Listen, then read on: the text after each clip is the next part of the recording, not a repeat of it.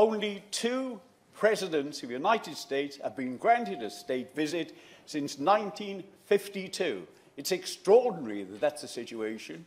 But here we have a position where 7 days into his presidency, he's invited to have the full panoply of a state visit. Extraordinary, completely unprecedented. Does he agree that to use the expression "grab 'em by the pussy" describes a sexual assault and therefore suggests that he shouldn't be afforded a visit to our Queen? Entirely agree. I mean, his manner, his behaviour throughout the election period of one that's greatly worrying. What complaint did the honourable gentleman make when Emperor Hirohito came here, who was responsible for the rape of Nanking? Certainly we can't try to imitate the errors of the past.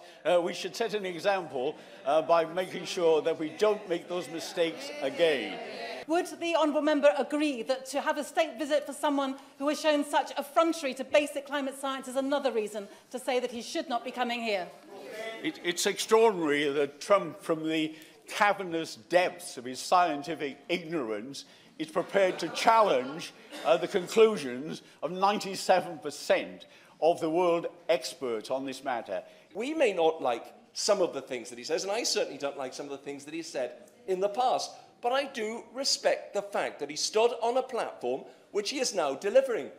He is going to go down in history as being roundly condemned for being the only politician to deliver on his promises. And frankly, I can't imagine a leader of our own country, of whatever political stripe, behaving in that manner. And it's for that reason that I think people are offended and concerned that Britain should abandon all its principles and afford this man a state visit after 7 days.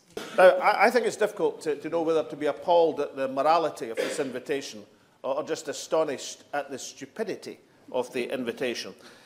The charge of misogyny, I mean, of course, what he said, what he was reported to say in a private conversation is absolutely horrible and ridiculous, and I hope none of us would make it. But which one of us has not made some ridiculous sexual comment sometime in our past? Well, in private, you know, let he who is without sin cast the first stone, all right? He's apologised.